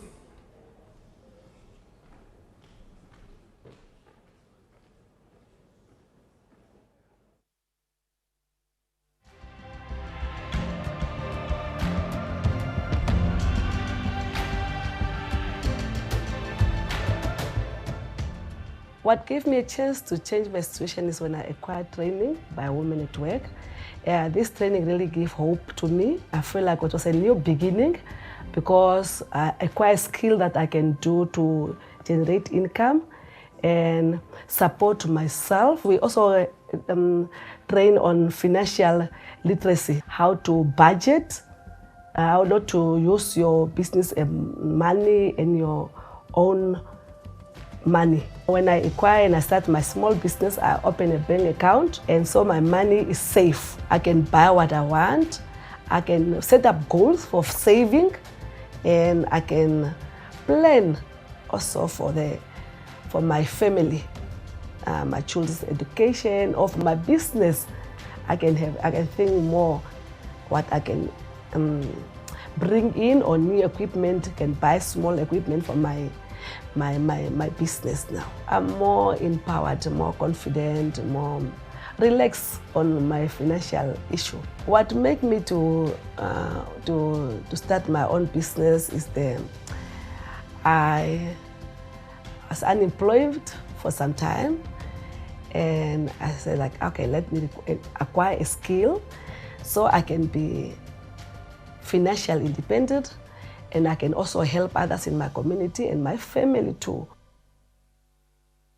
From 2017 onwards, financial access began reaching the most distant corners of Namibia.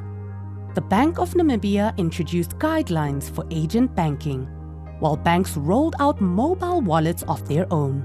Competition sparked innovation. Blue Wallet and Mobi Money entered the mobile wallet space.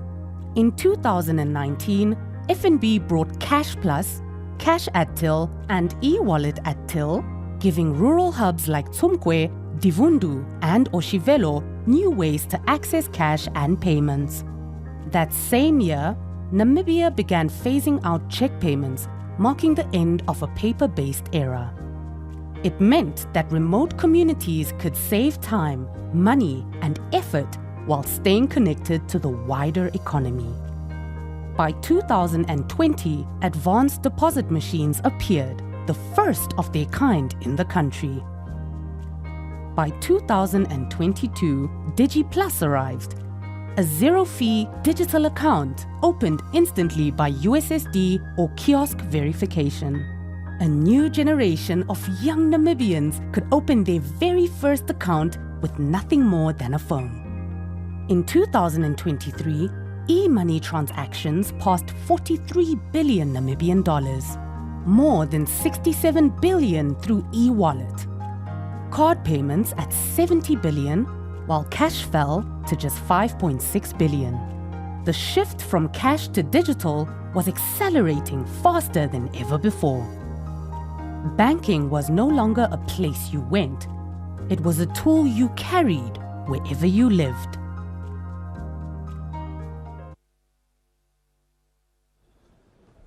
Are we still together on the journey? Apologies. Are we still together on the journey? Now, if there's something that I think a lot of us can relate to, is that it is difficult to find consensus when it comes to the likability of an individual. However, I am very sure that Namibians love their Miss Namibia. I'm going to take that again. Namibians absolutely love their Miss Namibia, Joanna Swartboy.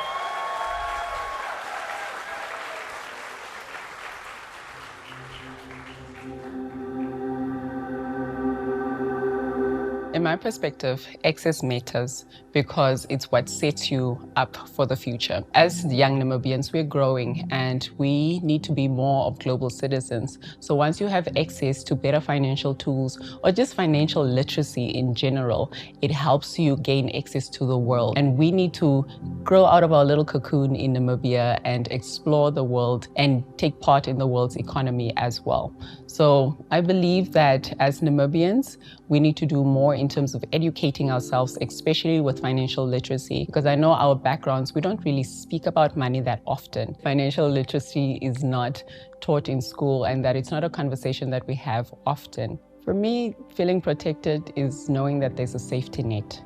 Knowing that even if I step out here, at least I can pay for my cab or I can buy petrol, whatever it is, knowing that I'm able to fund my daily needs. We need to implement financial literacy in our schools, not only in the high schools, but from grade 1 already. So I believe it's important for us to understand money and how to work with our taxes from a very young age. It will build for a better society and a more financial literate society, a more independent society, I must say. To dream big, to dream bold, that is my biggest aspiration for every young person in Namibia and in the world as well. I can imagine a Namibia that is more independent in the sense of the goods that we import. Once we have people that dream bigger and bolder, more industries in our country will develop. And I believe that we'll be more self-sustainable, most importantly, which is something that we need to do as a third world country. I believe Namibia has plenty of resources that will enable us to really fuel ourselves and also support our neighboring countries and the world at large.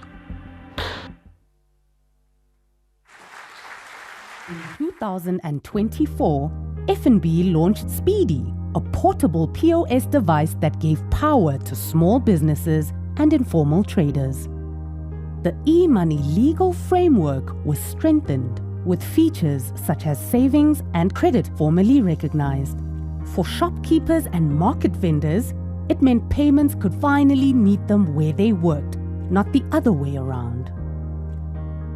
At the same time, the Bank of Namibia released open banking standards, opening doors to more innovation and competition. And in 2025, Namibia made history, becoming the first country in Africa to eliminate card swipe fees for all in-country transactions. For ordinary Namibians, this was savings felt in every transaction. Today, 1.7 million Namibians are banked across more than 216 access points. And while this is progress, the work continues to ensure that those not yet reached are brought into the system.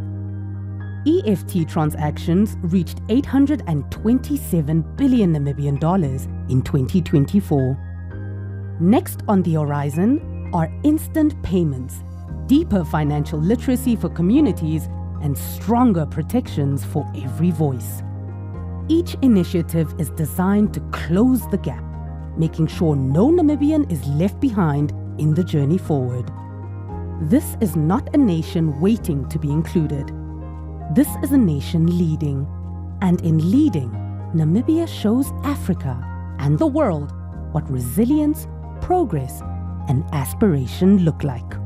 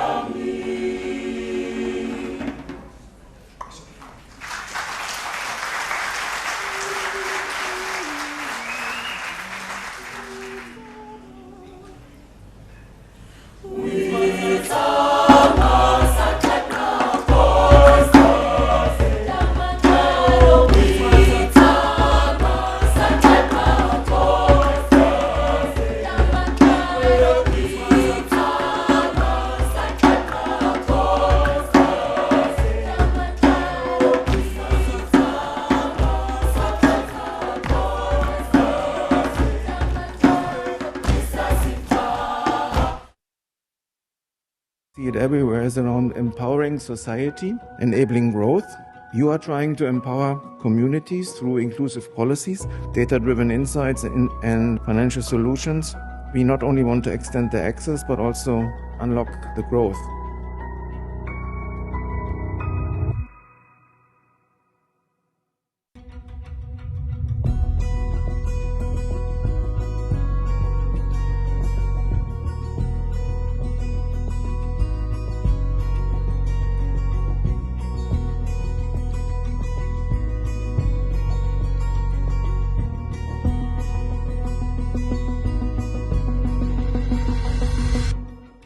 So this year's GPF, first of all, we're in a very unique location.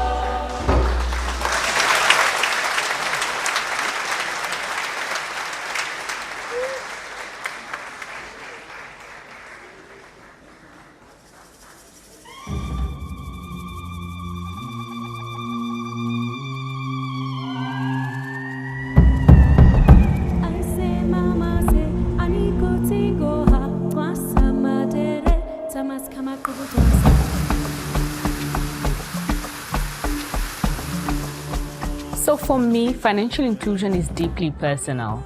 If a rural woman in a rural community can access a savings product through a village savings cooperative or a digital platform and they're able to save, or farmer is able to access insurance for their produce, and youth enterprise owner is able to access credit to grow their business, that for me is the real impact. It's about empowering people and being part of the team that really works to bring these policies to life, these policies that impact the lives of our people has been one of the most life-changing experiences for me. It gives me real purpose and motivation every day.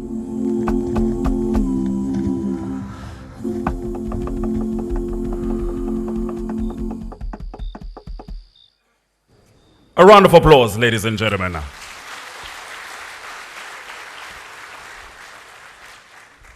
This is the last time I'll be seeing you. For those who have bothered to look at me, for those who have just been listening, it is also the last time. But this is what I do have to say. Access, literacy, and protection form the framework for progress. Inclusion is lived every day in households, in businesses, and in communities. Namibia stands proof of this journey. Steady, determined.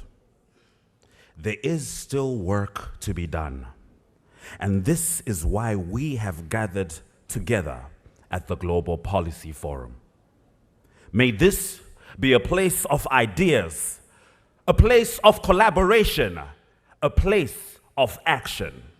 May it be a conference remembered for how it left no one behind, empowering society, enabling growth. This is Namibia's financial inclusion story. Thank you.